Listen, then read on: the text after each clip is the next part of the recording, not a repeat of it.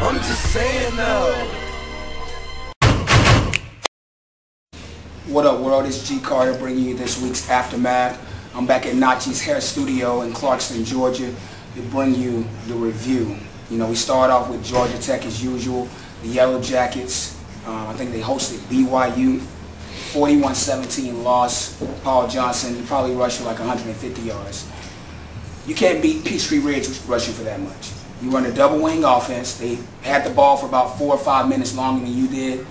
They totally shut you down. Passed when they wanted to, ran when they wanted to. Something's got to change, man. You change your defensive coordinator, I guess it's your next. We go and then I heard about your AD leaving, your athletic director.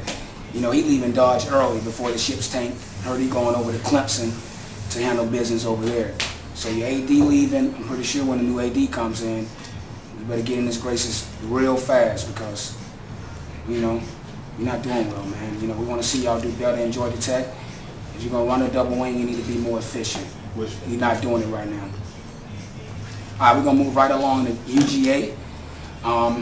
Hey, man, all the Dog fans are happy. Y'all got to win, you know. For me, I got to let you know what the real fans are saying. You know, they're just happy that Driscoll out-bombed Murray because both of them played like bums. It was Battle of the Bombs on Saturday. I didn't know who was going to make the most mistakes. Georgia, fortunately, they won the game 17-9, I think it was. Big ups to Jarvis Jones. Like I told y'all, if you follow me on Twitter, Big Greg 050, you'd have heard that I said Jarvis Jones, Heisman talk. We said it on the website earlier, Heisman talks. This guy had 15 plus tackles, 3 sacks, 2 forced fumbles, and the forced fumble that mattered when the game is on the line. That's when big players step up. Big players make big plays in big situations. Big ups, Jarvis Jones. Keep doing your thing, man. We see you. We gonna keep pushing the Heisman talk. They talking about the kid out of Notre Dame, Teo, I think his name is. He's a very decent linebacker, but in my opinion, I think you should be putting the Heisman talk over him. Maybe I'm biased. I'm just saying. Who knows? The Gators. You know, G Gibb. My boy Gibson out of Thomasville, he asked me to mention the Gators. You know, I told you I was going to mention the Gators when they time arrived, when they played Georgia. You probably don't want me to mention them now that y'all done fell down from number 2 to, but you're not far. You're at like number 7. But yeah, man, you know, hey, y'all still got a good team, but you are who we thought you were. No, I'm just playing. Still got a pretty good team. Offense still has a long ways to go. You got a nice win against South Carolina, who stomped themselves in the foot like Georgia almost did. But Georgia was able to capitalize off your mistakes and pull out the win, unlike South Carolina was. But, you know, looking at the BCS standings, you know, Florida's pretty much that cutoff where, you know, you could reach the BCS championship game. So, you know, to all the Florida faithful, you know, you're still in the cutoff for the BCS. If you can win out, you know, and somehow make it to the SEC championship, if you're, you know, the chips fall where they may. We're gonna move it right along to my Seminoles. You know, we pulled out a nice victory against the Duke Blue Devils. Blew them out 48-7, 31-0 at halftime. EJ, you know I'm always critical of you, man. You got to get it together. You hit Green early with a nice 70-plus yard bomb. We need you to do better as far as the accuracy. It seems like your deep balls, they taking forever to come down, man. Put a little more zip on them deep balls, and so the receiver doesn't have to wait on it. We know that comes with practice and timing. Continue to work on that. We might not have a chance at the national championship, but you know, if we we win the ACC and we get the Orange Bowl, let's show the voters why we should have been in that game by accurate precision on offense and on defense. I told y'all, if you follow me on Twitter, again, Big Greg 050, follow me on Twitter. I told y'all I had a nickname for Kelvin Benjamin. Here we go, people. From now on, you call Kevin Top Off Benjamin. That's his name, Top Off Benjamin. You know why? Because you slip up, he gonna peel the top off your defense, and he gonna go deep. So from now on, that's what we call you, Kevin. If you want a nickname for me, keep making big plays on the field, stretch the defense out like Kelvin Benjamin, and that's his new nickname. Salute, Top Off Benjamin. Keep stretching the field. Hopefully EJ can get a little little more accurate in getting you that ball. I see you out there. And all our receivers, matter of fact, you know, I know I be mentioning Kevin Benjamin over the vlog or the previous vlogs, but all of our receivers, I see y'all out there. Keep doing your thing, keep working. Rashad Green, Benjamin, the whole crew. FSU, you know, no nation, stand up. Falcons. We're gonna move right along to the 7-0 Atlanta Falcons. I know you hear them in the background. You know, we 7-0 right now.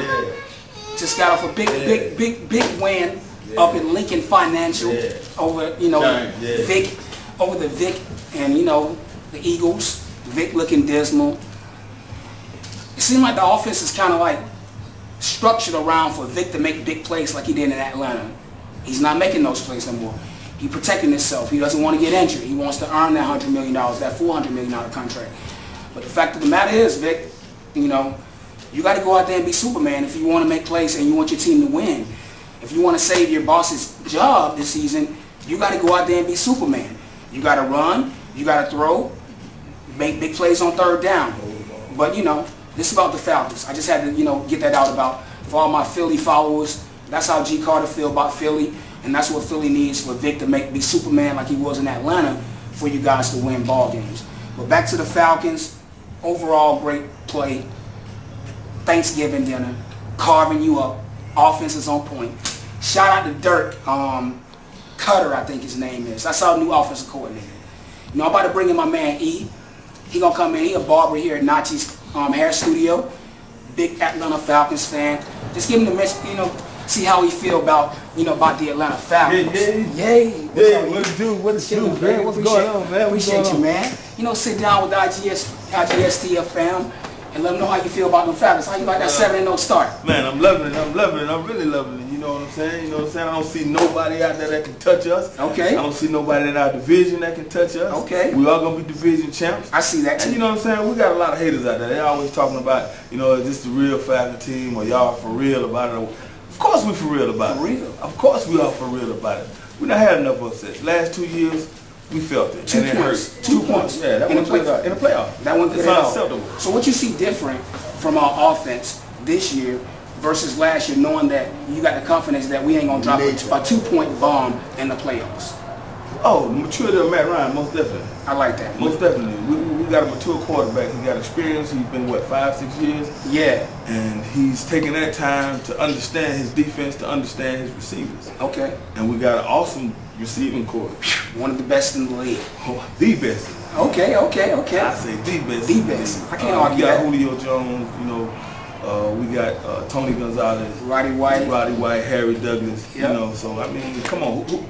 Can you double team all those guys? You can't double team all them guys unless you put 11 defensive backs on the field. No, you can't. The only thing that I say, area improvement. What's the area improvement? The area of improvement would be our running game. Running game. You know, Michael Turner's a great running back, running back, but at the same time, he's got a little age on him.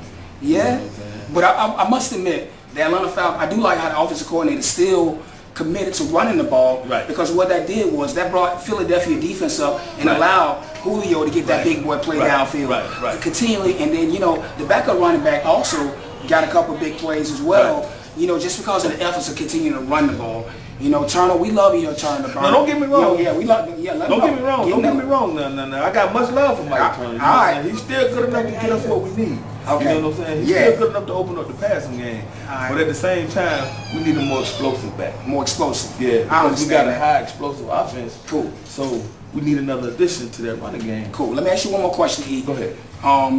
So what do you think the Falcons' record will finish? And I know you think we're going to the Super Bowl, right? What you think of course. What you think that end of record going to be? That's the mission, because you know we really worry about the regular season, but our mission is to get to the next level. Okay. The next level is to get deep in the playoffs and get to the Super Bowl. All right, Falcons, y'all hear that? Y'all hear that, Falcon Nation? Super Bowl, Roddy, Matty Ice. That is. Super Bowl. Hey, man. Super Bowl. Hey, I appreciate you stopping in, man. Hollering at us, man. Hey, you man, already know what it is. Haircut. Hey, go on and make that money. Go through mention G. Carter, get your cut from E. He'll get you tight. You know how we do. Now we're going to move right along to the Dallas Cowboys before we wrap up out of here. Guys, we got to get it together. Garrett, get it right, man. Get it right. the play calls in certain situations. Des Bryant, you and Romo, y'all got to get on the same page. You know, the early mistakes, you put yourself in a big hole in the first quarter. You showed good effort trying to get up out it, but it was just too much in the end. We were fingertips, yes, away from winning the game, but that man got to protect his backside. He tried to, you know, brace his fall, and he didn't know where he was. I give you an E for effort, Des, but you can't make the early mistakes. You got to finish your routes. You can't muff punts. You got to play better overall. That's it, guys. We're going to wrap up. Like I said, we live from Nachi's Hair Studio. This your man, G. Carter. If you want to come sit down with me, your barbershop, you want to come shout out over to your spot, hit me up, G. Carter at IJST.com, and we'll tune in next time. And you know how we do. I'm just saying now. Yeah.